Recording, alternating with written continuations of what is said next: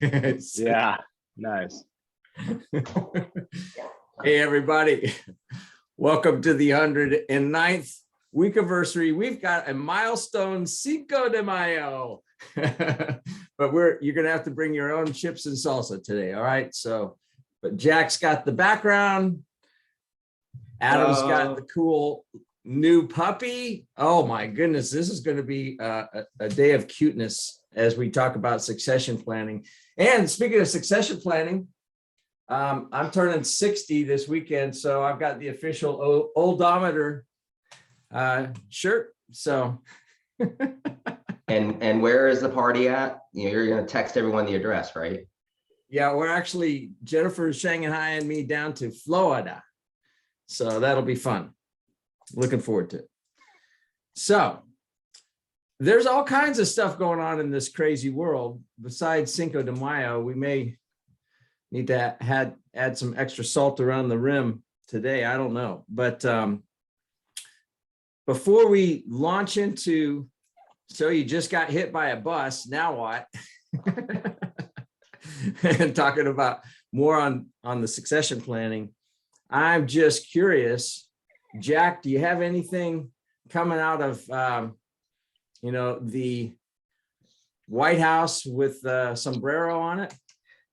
Sure. So, well, something a little more local. Actually, it's happening nationwide, but the closest thing with the Starbucks and unionization of the workers.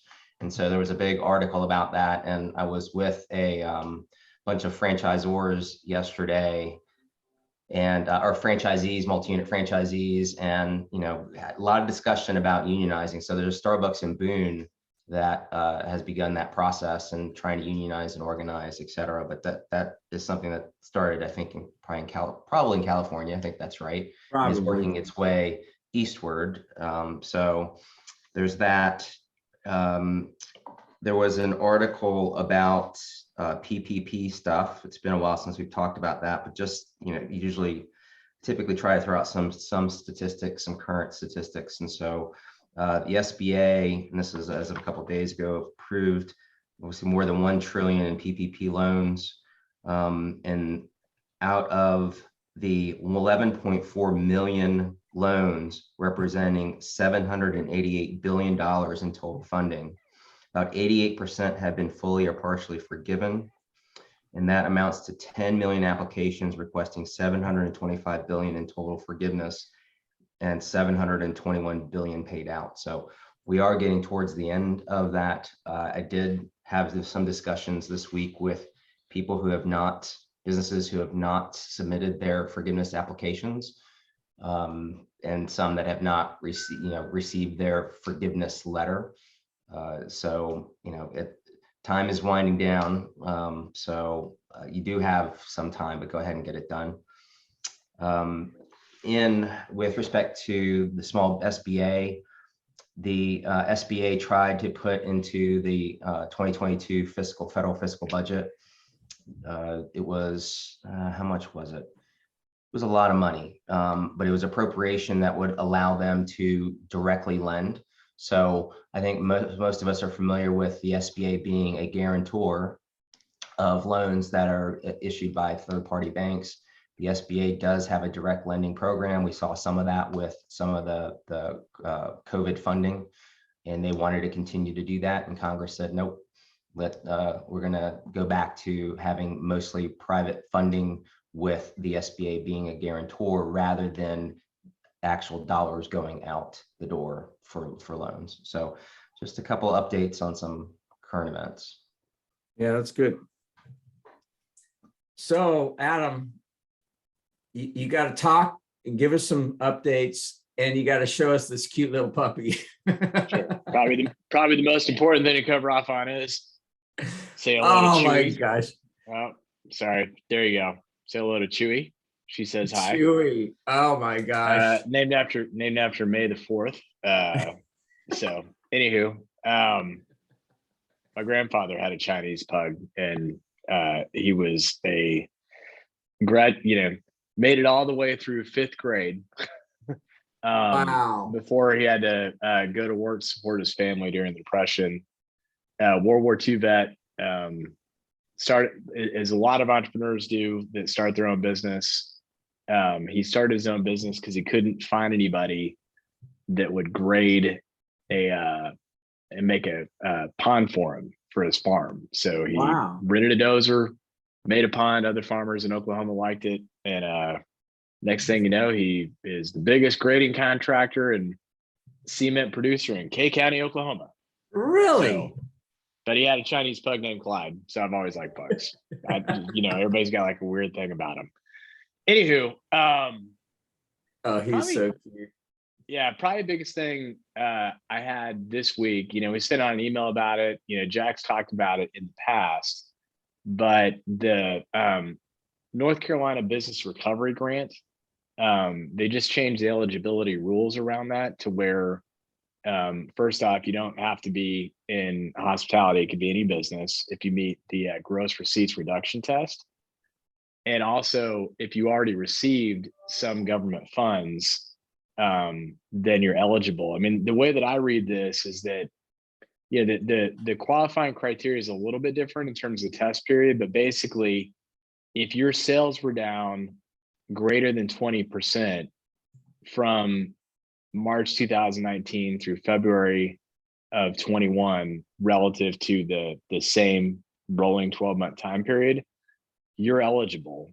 And it's up to $500,000. The way that it works, they pay a percentage of that actual loss. So, if you had received no funds from anybody, period, and your sales were down $2.5 million during that time period, you get the full $500,000 from North Carolina. If you received other funds, meaning PPP, the restaurant revitalization fund, all that kind of stuff, you can still get 10% of your economic loss. So the way I'm reading this is that, if you qualified for PPP 2, there's a pretty darn good chance you qualify for this too, and you might as well get some free money.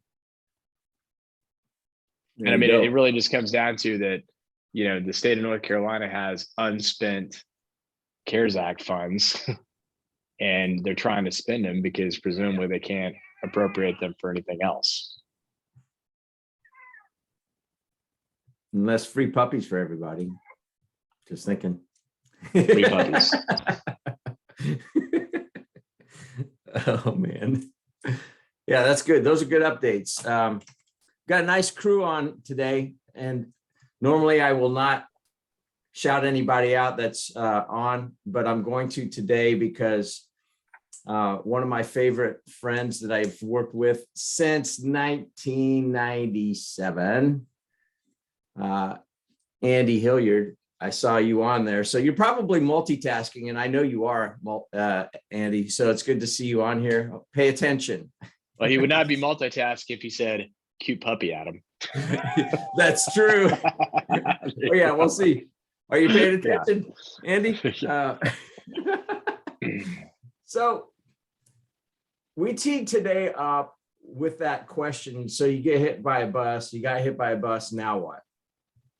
And not that we're trying to be morbid, and especially, as I'm getting ready to turn 60 and join Andy in those ranks, there is a serious part of that, which is you don't even have to be to the point where, oh, what if I do get hit by a bus? You're going to be free if you are actually doing some planning so that people know what to do in your absence. Let's say you want to take off for the summer and go down to Florida, right? So what are you going to do? You probably can't if you don't have much succession planning going on. So before I go into some questions about that, because I think we should go into some stuff like on ESOPs and stuff like that, things that can be done. But I would love to go into scenarios where Adam, or you, I know you do a lot of this consulting with our clients. Give me an example where somebody actually took heed and did something about it.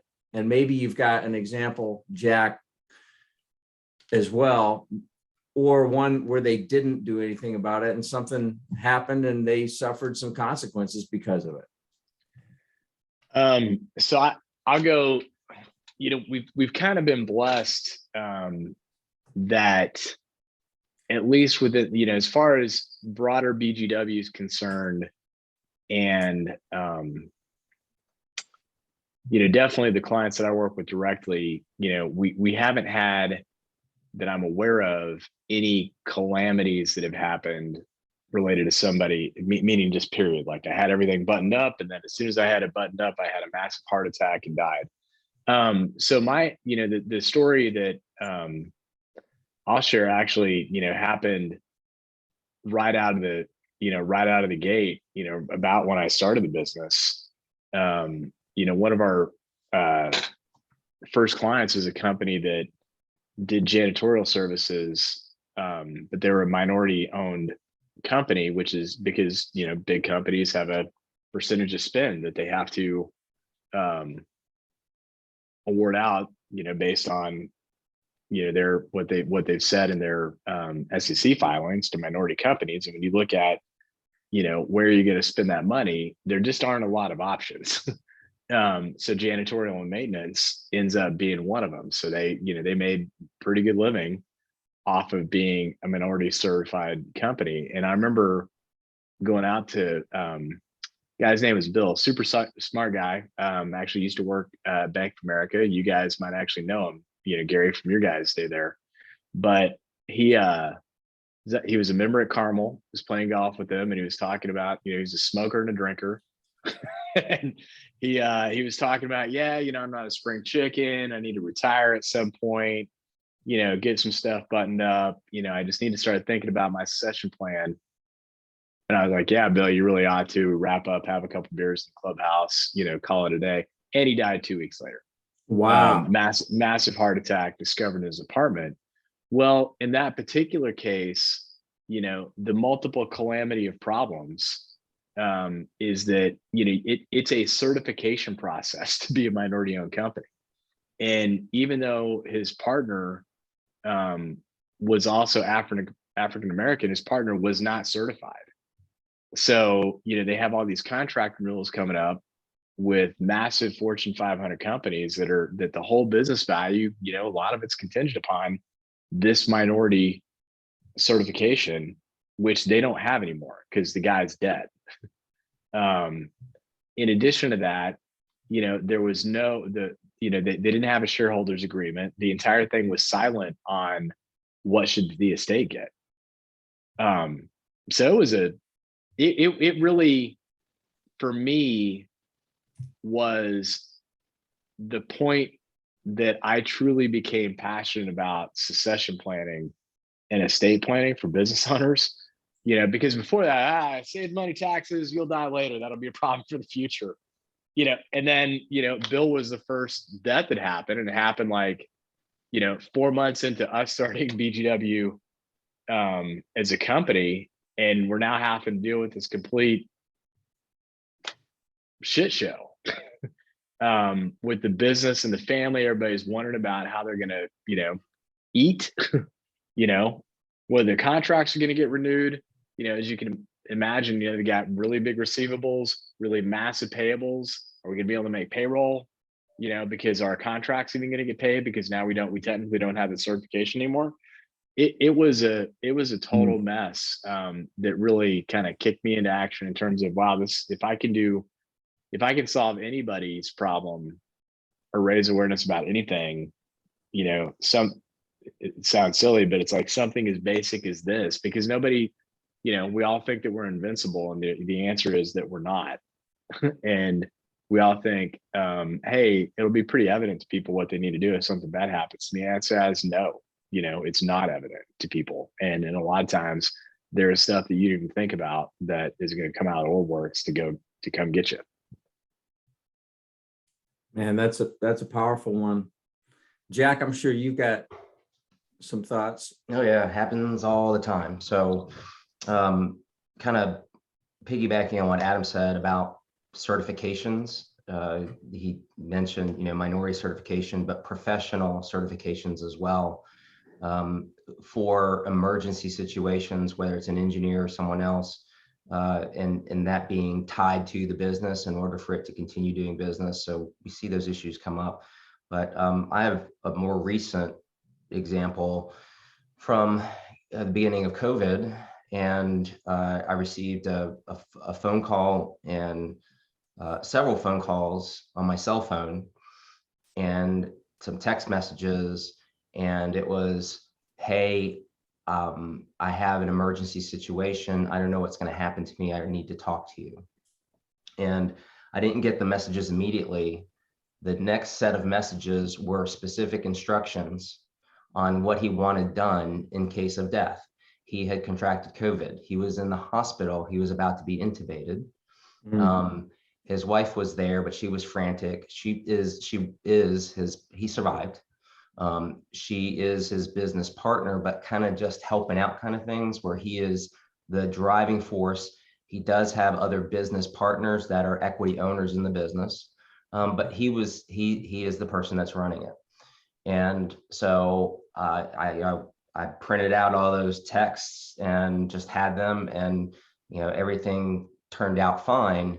But the text I was receiving was, okay, this is what's going on with this business. This is what's going on. And there were several business lines.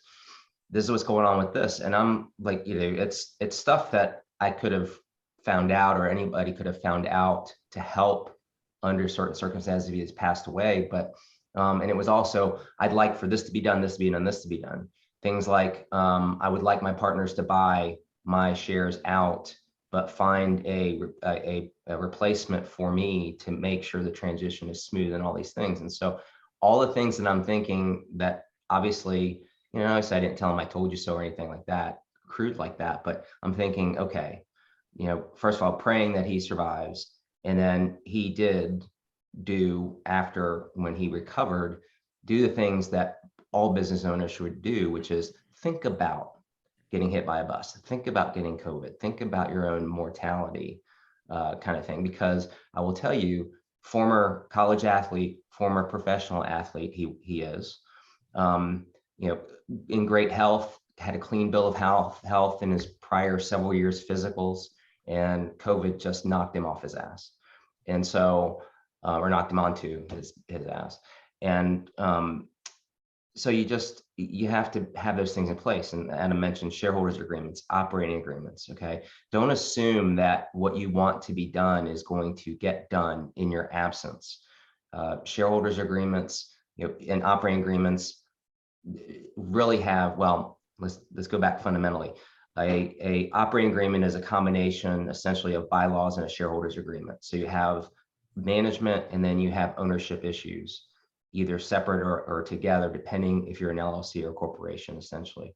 But, and you have two options. You have, one is, which is the majority option, which is, I die, I want my business partners to buy my interest out and pay my family fair market value for my ownership interest, and life goes on. If I am the surviving owner and one of my partners passes away, I want to be able to run the business how I want to run the business, and not have someone who really isn't involved necessarily in the business telling me or whispering in my ear saying, I would rather you do it this way or that way. A 50-50 ownership and a catastrophe or fatality in that relationship can be fatal to the business. And so you think about those things. In a minority of circumstances or in situations, it is, yes, I built this with my business partner. And yes, I do want my beneficiaries, my children and my spouse, to receive an annuity payment every year in the form of distributions, dividends, after I'm gone, on the back of my business partner's work, because we got to a certain point, I helped build the foundation, and so my family should reap the benefits of it, not just the current value, but the increase, hopefully increasing value, building on that foundation by the surviving partner. So, but which way are you going to go with it? And there is a presumption that, well, we'll figure it out. And, hey, my wife, my husband really doesn't want to be involved in the business. So, and my business partner doesn't want them to be involved in the business. Then, everything will be fine. Everything will turn out the way everyone thinks they want it to turn out, until someone who is in a position of power meaning the beneficiary or the surviving partner says, yeah, I don't think so. We're going to do it differently.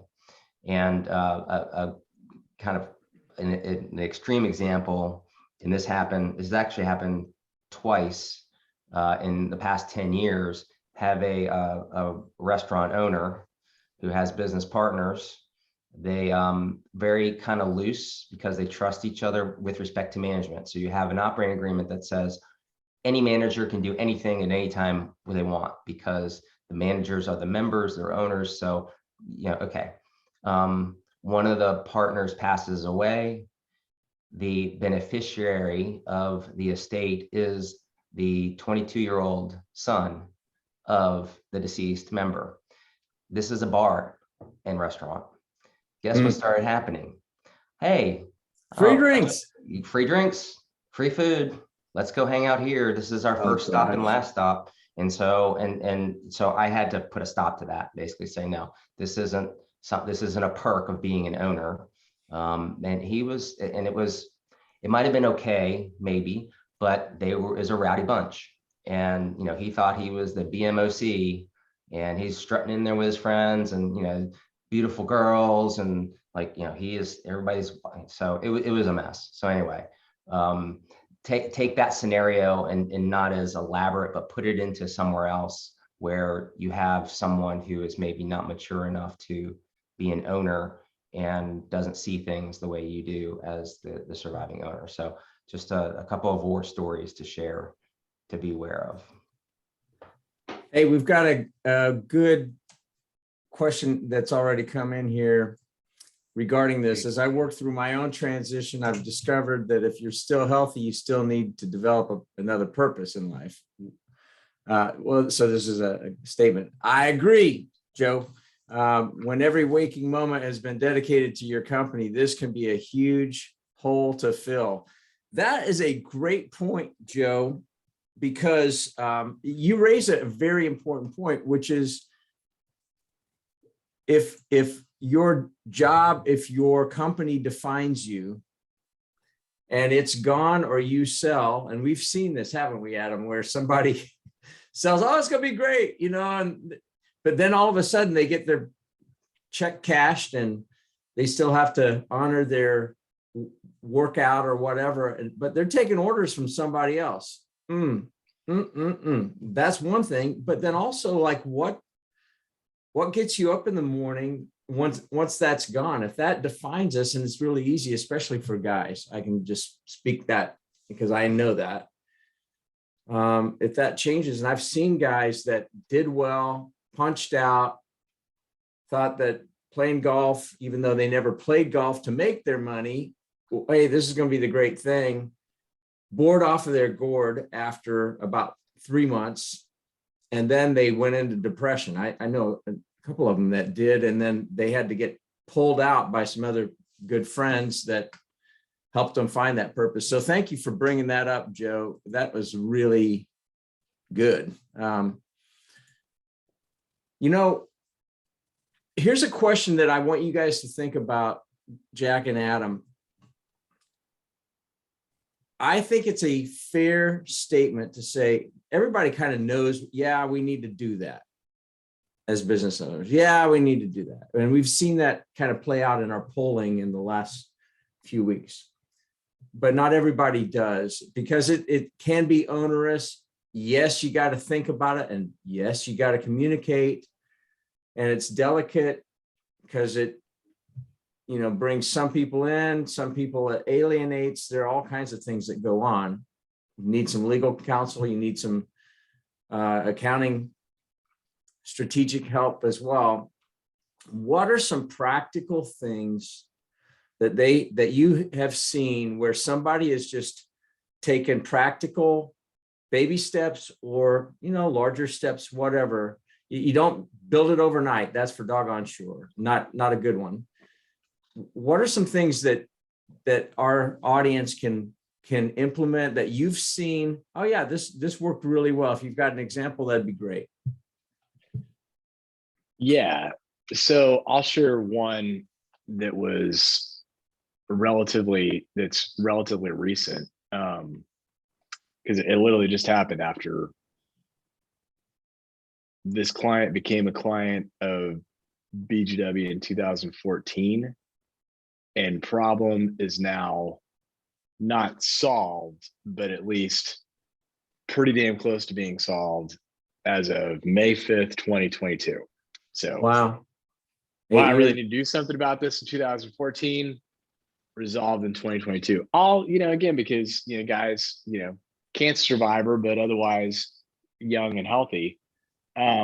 But what he ended up doing for his succession plan, I mean, this is something that all of us can do. All of us have key people that, it would kind of be devastating to lose them, at some level. So what he ended up doing to make sure that there would be some continuity in the event that he died is, he created a stock appreciation program, so that the key, and he had 1 year earlier implemented a bonus program that was kind of had a multi-year vesting schedule associated with it. So between those two things, what he did is he got some more stickiness with the key employee group.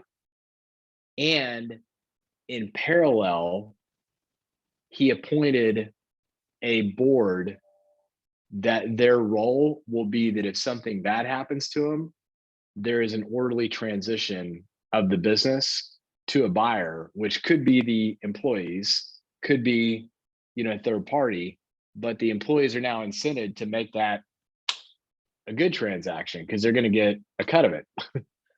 Whereas before it's just like, well, hey, Gary died.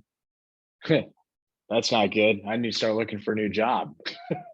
Now they're incented to, something bad happens, we know what the role, what's supposed to happen here. What's supposed to happen here is orderly transition. Let's get this baby signed up and shined up and sold, run it through a process. You guys are all going to get paid a lot of money if that happens, to the point, to put it in context. I mean, at this company valuation, the employee, not only will the family be taken care of, but the employee that helps with the transition will get, the equivalent of about 7 years salary in a transaction by helping out with an orderly transition. That's not bad. I mean, that's like saying, hey, something bad happens to me, my family will still be taken care of, but guess what? I just made your retirement too. I mean, that's a pretty cool setup that he's been working on for a long time, and he finally put it in place. I mean, I literally last week was sitting with the employee group, explaining the program to him. And it really has brought a pretty substantial peace of mind to him. And then, even more importantly, his wife, who's like, gotta do something about this, gotta do something about this, gotta do something. Something bad happens to you, we're all screwed around here. Gotta do something about this. That was pretty cool. That's really creative.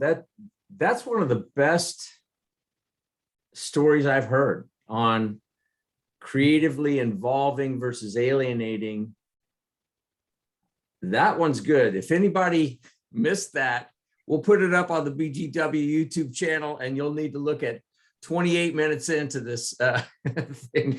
Replay it. That's a really good one.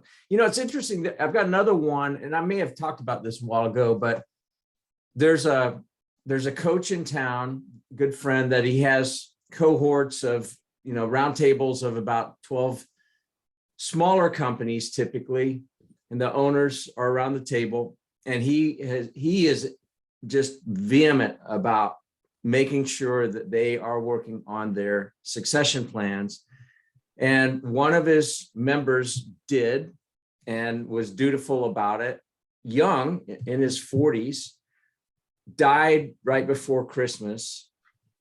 But the plan, which is tragic. I mean, it's tragic.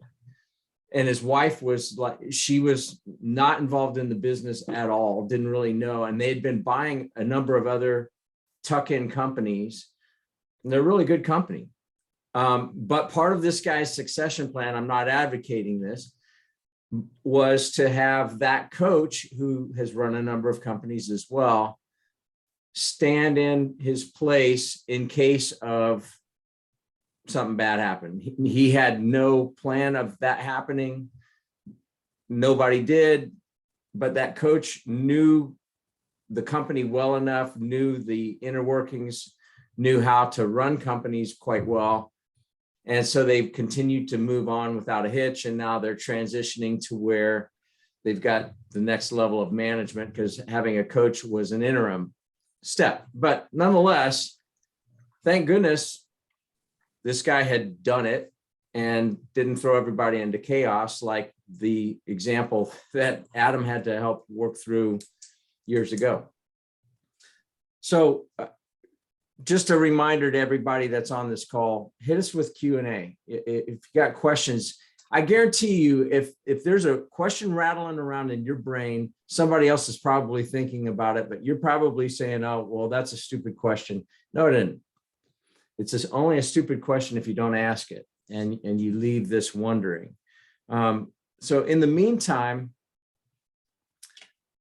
there are other things that can be done. I would love to go into, oh, here we go. What plans do you recommend? Buy or sell? Keyman Insurance. Yes.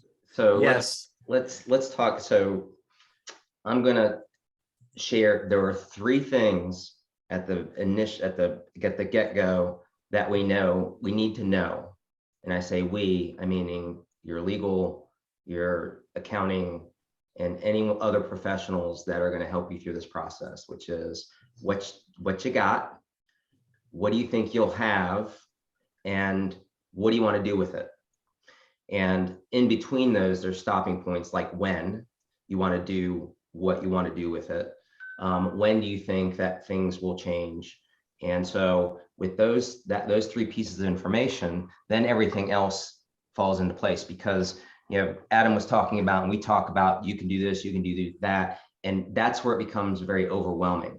And so if you involve people, and it wouldn't be me, it would be, for example, Stephanie Daniel in my office, who I think you guys know, and she's been on this program before. She's worked with some people that are in the audience, I know.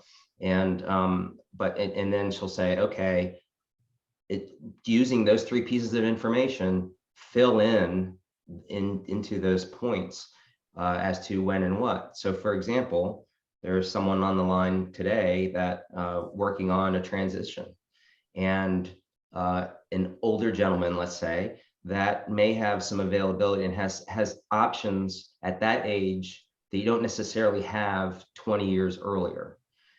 With respect to lifetime exemptions, and maybe some other things going on. And at that point, you also have income with, respect to Social Security and other things. And so, as you go through this, it really is dependent on those three variables. And then you start talking about, okay, buy sells. You start talking about, how do I fund this kind of stuff? And I'm going to throw a shout out there, because I owe this person that from many years ago. So Clint Crocker, you go to someone like Clint and you get insurance for things like this. And the reason why I'm shout out for Clint is we are both fathers of teenagers. And several years ago in middle school, I volunteered myself to coach intramural basketball. And I voluntold Clint that because his son and my son were on the team. And so I voluntold him that he was going to do that. And then he relented and said yes. And he was awesome with the logistics and positions and plays. And I was like, okay, this is awesome, because that's, I just wanted to help people shoot the ball into the goal. So anyway, so then you talk about, is it a buy sell? Is it that the company is going to pay the premiums? Who's the beneficiary? Then we talked about the shareholders agreement, operating agreement. Those things have to match and marry up to, okay, this is how it's going to happen. And so here's the money that's coming in to buy that kind of stuff. Or, is it a transition? Are you setting up trust for grandchildren? Do you have generation skip tax stuff going on? Do you have, certain provisions that are going to sunset in a couple of years? So there's all these things. And I'm not trying to make a mountain out of it, because it already is a mountain. What I'm suggesting to you is you not try to conquer that mountain on your own, and that you take it piece by piece, because if you think like anything else, what needs to be done, how you're going to get there, it's just going to create a fog in your mind, and the natural reaction is mañana, tomorrow. Yeah. Mañana, right? I'll get to it later. And you don't, and then you end up in the hospital with COVID, almost dying, essentially. And that is, I am over dramatizing it, but it's a true story. And so, deal with it now and go through the process, but take it in bits and pieces. So Andy was paying attention. It's so good to see you here, Andy. You just make me smile. But in true to form Andy Hilliard fashion, he's got a very creative idea here, and I like it. So I'm going to read it. It says, is a good start to write a story that covers a death scenario and who is in charge, who does what, etc., and then take that to a lawyer to dedicate in a legal format. Who do I share it with? Added to what? Shared with who? Added to what? And then he does a follow on. What does the succession plan look like? Like a recipe? Is it added to a will, operating agreement, company minutes? How do you align the will, succession plan, and other company and personal docs? Great questions, Andy. Jump ball. You want me to take that one too? I was actually, I've got a thought together, Jack, if that's okay. Okay. But it's gonna, and feel free to save me from myself here in a second. A lot of the answer to that question resides in what Jack just said in the previous statement, which is, if my net worth is $100 million and my business is worth $5 million, I don't really care as much than if my net worth is $5 million and my business is worth $5 million. So it's all my net worth. This is my principal form of, asset that will take care of my family. But I think, kind of the first question that you really need to ask yourself, I think, really is, do I want this thing to be still in my family upon my death, or do I want it to be out of my family and paid out beyond my death?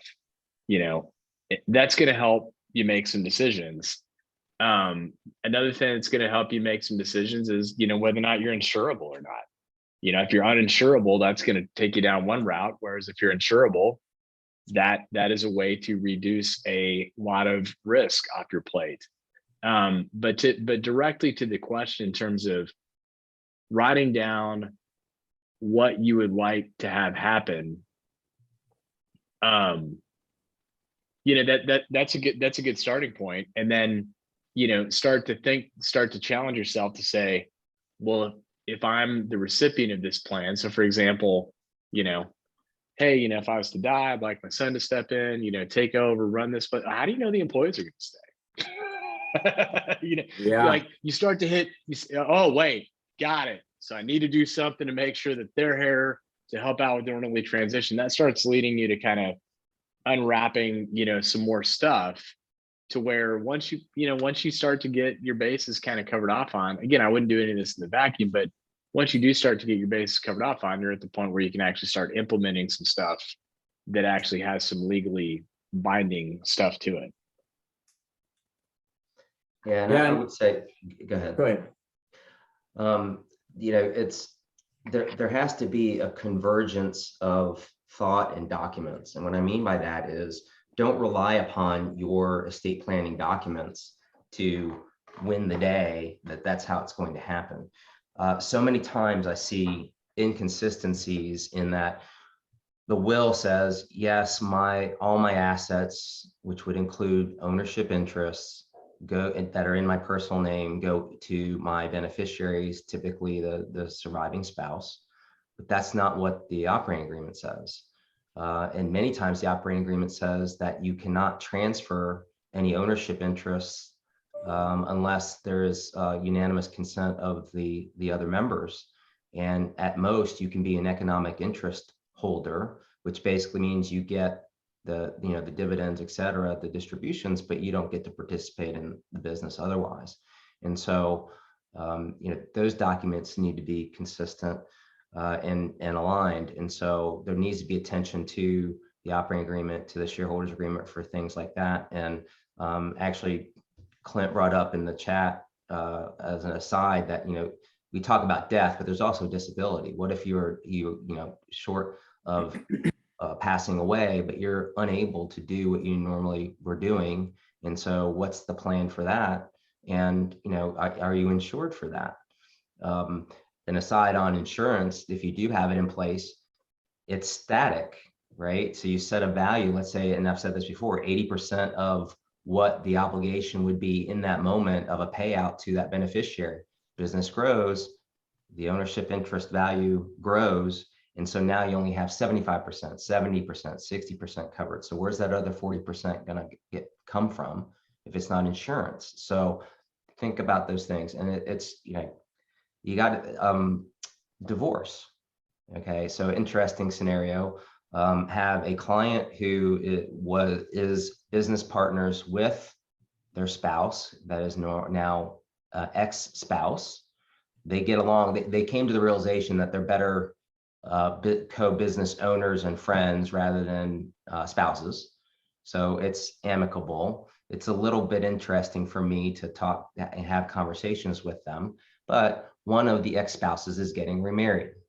Now, what happens to those ownership interests as between the two of them is in their post-separation, their divorce papers. Now you have a third person coming in. And so now my recommendation is that this new spouse sign an addendum to the operating agreement that is basically relinquishing any claims that she has to his one half of the business if they end up getting divorced, or if he dies and that all of the assets goes to the new spouse. So, it gets complex, but the point is, and as Adam is saying as well, which is, and Gary's saying, that it's documentation and you rely on professionals to do the what ifs. Had a friend go into and talk to Stephanie Daniel about some estate planning stuff, and they admittedly had not really thought about some of these things. And they spent 2.5 hours, 3 hours walking through, somewhat arguing amongst themselves as to how they were going to do certain things. But it was things that they really hadn't thought about that now that they have, in their business plan, their estate planning documents. Some of it was personal, dealing with one minor child, 2 minor children. So, but teenagers, how they're going to deal with those kind of things. So it can be complex, but my point is that, start with those 3 things that I said, which is beginning, middle, and end. And then, we will get help. You will get help in filling in all those things as you go. So a couple comments. First of all, Joe gives a ringing endorsement for Stephanie, says she's great. And then also following up on Andy's premise, Joe says, work on your company processes, documentation, cross-training, et cetera, et cetera. Prepare your company for sale or succession at any point in time. Good advice, Joe. I also think, one of the questions that you had here, Andy, was shared with who? Think about your team one in EOS speak, your key and trusted team. I love that example that that Adam just talked about, where the key people that, hey, these are the people that are going to be needed to keep the wheels on in my absence. Even if you just said, hey, I'm going to take 3 months off and go to Tahiti, great. Who are those people that you really trust, not just because they've got the seats of leadership, quote unquote, but are you real trusted people? And then you have to take a honest look too and say, well, gosh, do we have holes?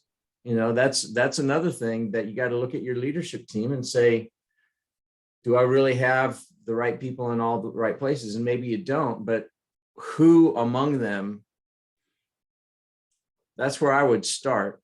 So just my thoughts. Also, Clint, thank you for weighing in here. A couple things that he's saying. So imagine an insurance guy saying this. Yeah, buy insurance.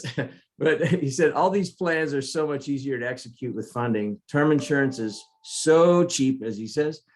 It's a no-brainer, but the proceeds need to sync up with the operating agreements that you guys are talking about. Too often we see buy-sell agreements with no funding or funding with no governing docs. So many people forget about those plans for what happens when, hold on here, I'm moving it down. When you get hit by the bus and live, disability. Any operating agreement that should address that, as well as in the contingencies. So good points, Clint. Really good questions. Andy, you did not disappoint.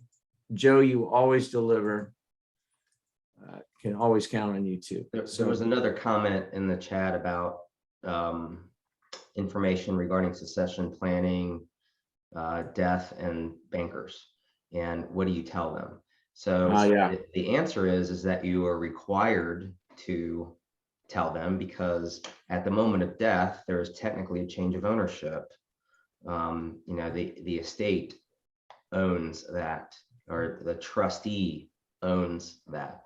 But it does, I think the kind of the question within the question is, how do you handle something like that when you have the patriarch of the business pass away, that is the main guarantor, personal guarantor, and now you know, the bank may feel insecure about the continuation of the business in the hands of whoever it ends up being in the hands of. And so that a lot of times will trigger a substitute guarantor, possibly a letter of credit, or some other replacement collateral for the guarantee of that deceased owner. And so, yes, it does trigger certain obligations. So that's the other thing you need to think about too, is you know, the impact on your business with others. So going back to being involved in your business and being the key person, this is an issue in franchising. When a business owner comes to me and says, hey, I want to set up, I want to expand. And the way I look, I say via using someone else's money and someone else's time, essentially. So you would do the upfront investment. We put together the franchise system for you, the legal documents. But I tell them there are two things that are going to hold you back from becoming a successful franchisor.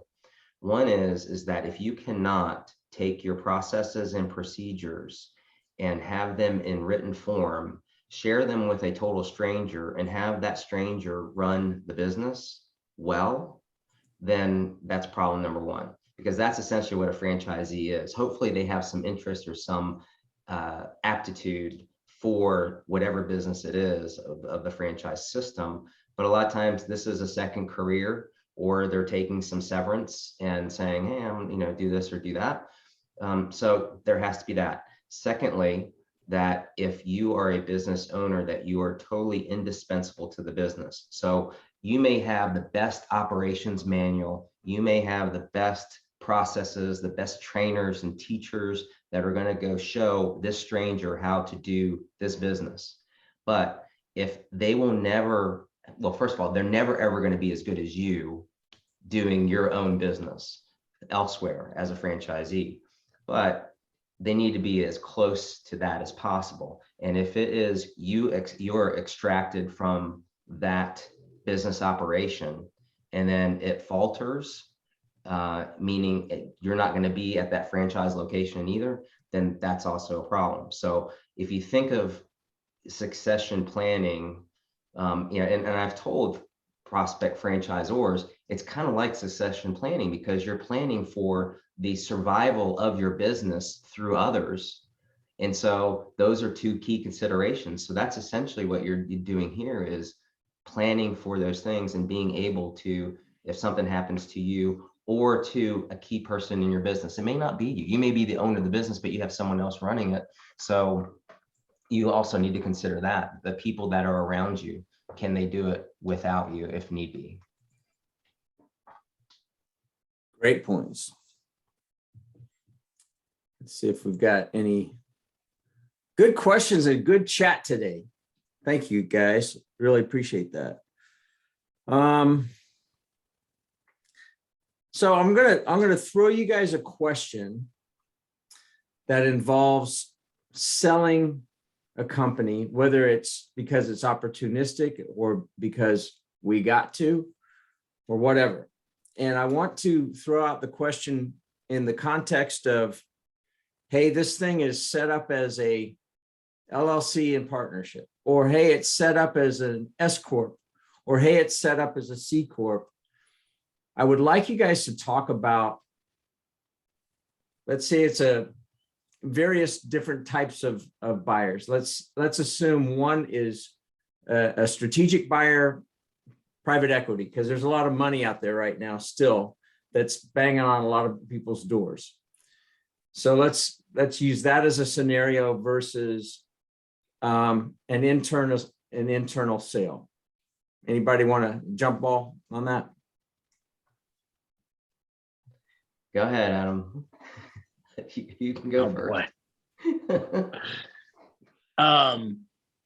So, the question I get asked a lot in terms of structure is, hey, what should I be thinking about from that standpoint? And it's like, if it's not going to be internal, one of the things that you have to be thinking about right out of the gate is that, another company without a lot of massive legal work cannot be an owner of an S corporation. So right out of the gate, you're kind of confined to LLC or C corporation, and kind of structuring yourself such that you're ready. You're ready for that as part of the preparation process. If you're an S corporation, it's not the end of the day. It's just you've got to jump through a bunch of hoops and learn words like F reorg and other stuff that has to happen, and creating other companies and blah blah blah blah. So that's probably the first thing. So when we talk to people about their ultimate plans, a lot of that's driven by, well, what's your ultimate exit plan, and that's going to be a driver of like what's the best entity type for you. Yeah, and so yes, when you have it's not an insider buy and an outsider buy. My tax partner, Warren Keene, he will say that he has never formed an S corporation for good reason, even when it was the cool thing to do, right? And so, but there are reasons for that, and it is that first of all, the LLC format from a legal perspective is the best format because it gives you the most freedom of contract in the operating agreement. So, and we've talked about this before, where what you put in the bylaws in a shareholders agreement has to fit within the framework of the North Carolina Business Corporation Act. The North Carolina Limited Liability Company Act, which essentially was rewritten by my partner because he was the chair of the committee back in 2014 that was making modifications to it. And usually the chair gets stuck with doing most of the stuff, right?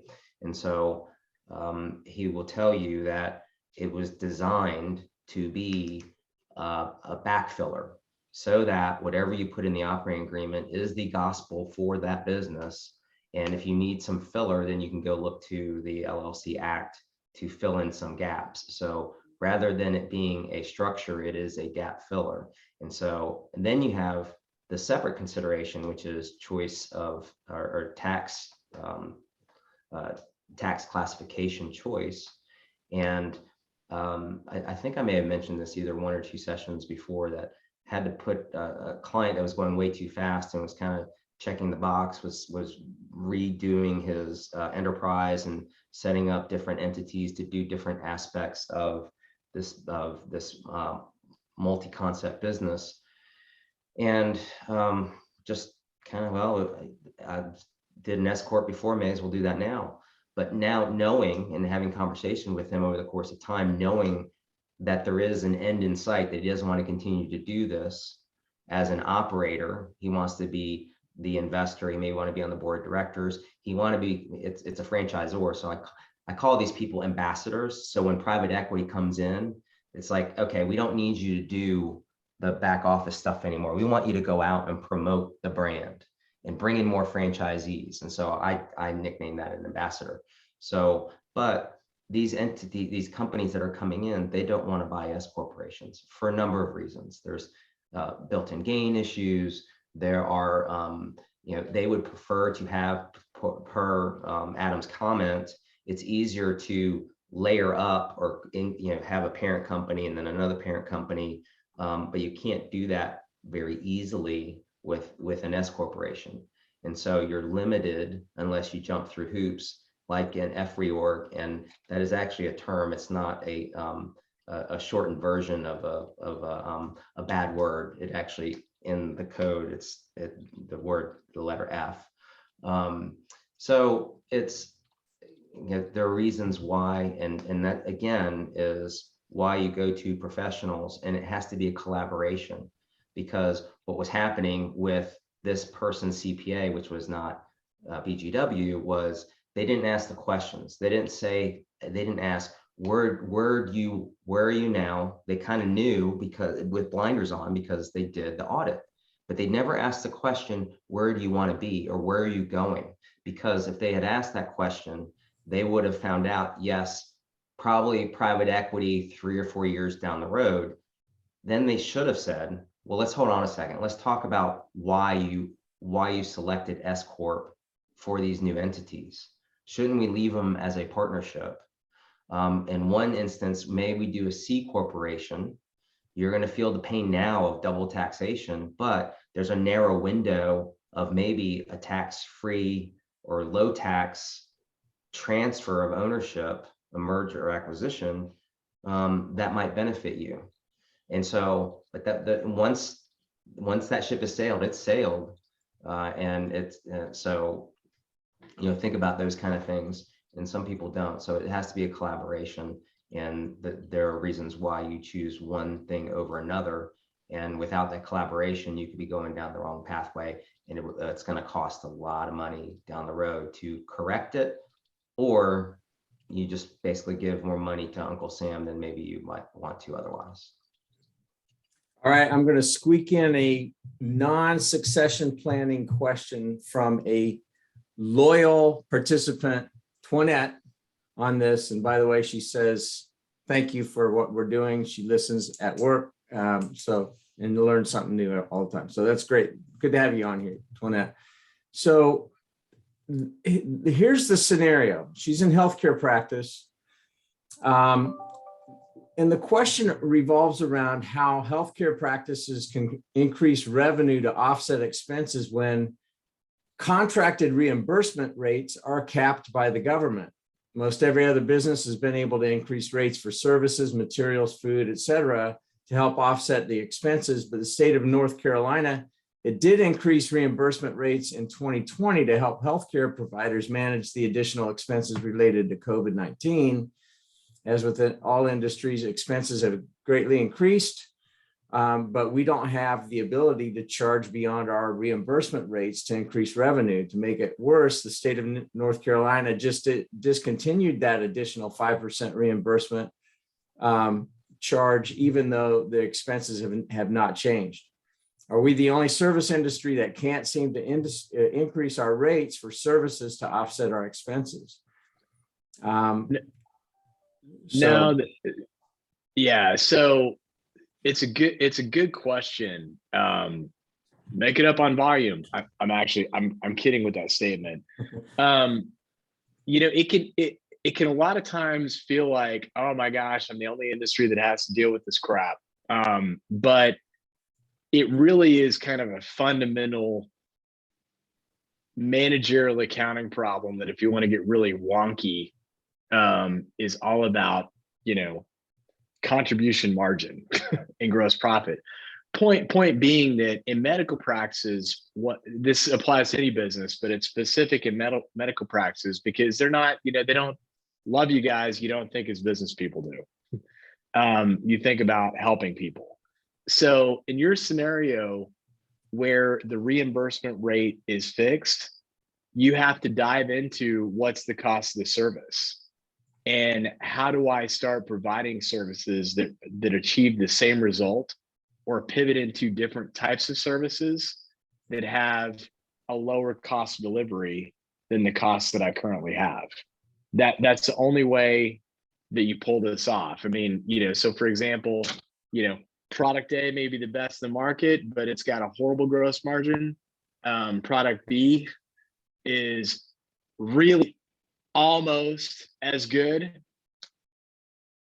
You got to go, but it's half the cost. You got to go product B, and just kind of get over, is that incremental cost of improvement really helping the ultimate outcome, in terms of the patient outcome. In other words, like, if something is 5% better, is that really affecting the patient outcome in the grand, in the grand scheme of things? And I don't, somebody, can listen to this and say, you're a horrible person that, just wants to give the lowest quality care, ever. I'm not saying that. I'm saying that, when presented with options, if you're truly honest in terms of the outcome that you can get, if it's pretty darn close, you need to go with the one that's going to be the more profitable. And that requires change. I mean, one of my favorite examples, of this is that, we were working with a radiology group, and they're like, we're freaking killing ourselves and making less money. It's like the volume of the reads had actually gone up, but the reimbursement rates had gone down associated with the reads. So it's like, you basically are doing more work just to stay flat. And when they went back and kind of looked at, well, what had happened? It's like, well, what had happened is they'd hired a sales force, incented them based on signing up clinics, paid people off of sales volume. So what they'd sell, they sold the easy thing to sell, which also happened to be their lowest profit read. So of course they're making less money, instead of going after reads that had a higher reimbursement rate but required the same amount of time to do. And I know we're running over time. I'll throw in one thing, which is that technology is a level setter in that. So for example, and I'm afraid to tell my legal assistant this because she feels like that we as lawyers and law firms in our office continues to encroach upon their duties, which is, so next week our IT director is gonna share with us this new program. It's a dictation program. You're like, okay, great. Well, with voice recognition, great. I mean, I can talk it to my iPhone, or I have the Dragon speech on my computer, so I can do that. However, this one is geared towards legal. So it will understand legal terms. Like every time I say the word franchisor, it puts franchise in the word or. This will put franchisor. It has a better capacity. I don't know if it's technically artificial intelligence, but it will learn my voice and my accent and everything else and little things that I say, and will learn as I make corrections, which I think other software does. So, and most importantly, it's less expensive than what we're currently using. And so it is that, management of expenses that is kind of the game equalizer. Now, I also understand and appreciate that at some point you cannot save any more in expenses, because when you start going to the next thing, you're now for your industry, possibly impacting level of care for your patients. And so understand that there are limits, and those limits are different dependent on the industry, but that seems to be the way to, when you cannot out revenue the issue, that you start focusing on expenses. What's the name of that AI software? I don't remember because I was just told about it yesterday, but I will find out, William, and send that information to you. Send me an email, and then I'll respond to you directly. Maybe even forward that email that I got from our IT people, so you know exactly what it is. Can you reiterate what your email address is for him if he doesn't know, or does he know, William? Sure. So it's first letter, last name, J Santinello. There's several vowels in that, but you'll find me at Shoemaker, and it's SHUMAKER.com. Cool. All right, guys, we need to sign off here. Excellent Cinco de Mayo discussion. Good job to y'all. May the 4th was with you. and you got Chewie. Oh gosh, he is so cute, man. Can't wait to see him. Wait, I have to see him with our meeting this afternoon. Oh, he's so cute, man. All right. Thank you all for joining us. We really appreciate all of you for doing this. Next week, same bat channel.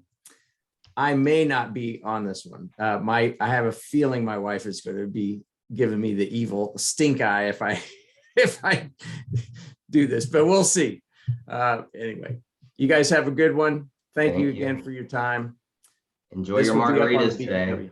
Enjoy your margaritas today. Chips and salsa. Sí. El Chipio. Muy bueno. See y'all. All right. Bye-bye. Wow. All right. See you guys.